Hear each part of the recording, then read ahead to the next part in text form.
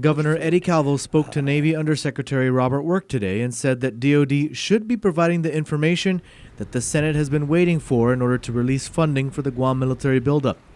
The Senate's version of the National Defense Authorization Act takes out Guam MILCON funding that was in the House's version. He gave me an update on where the federal government is at in regards to marine buildup.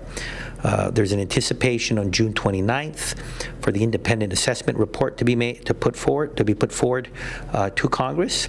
Again, also Department of Defense have been requested to provide also other information by the House and Senate. They will be providing that information over the course of the summer. And so Governor Calvo says that this information should help when the House and Senate reconcile their differing versions of the NDAA, and thus help to effectuate the movement of Marines from Okinawa to Guam.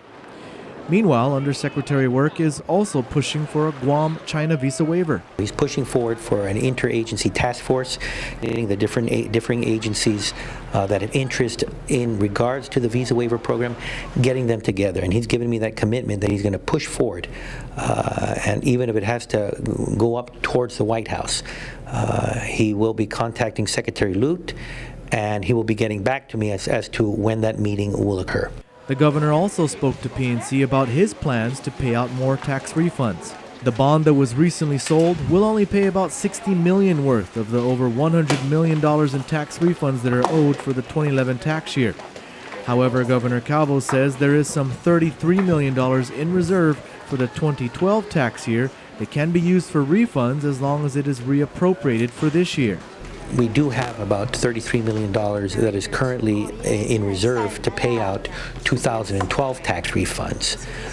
And with the current budget law that has been in place, we can't spend it on anything else. So we will be presenting legislation, again, to the legislature that will effectuate an amendment to the current budget law to allow for these monies that are currently available on reserve to be spent on prior tax refunds.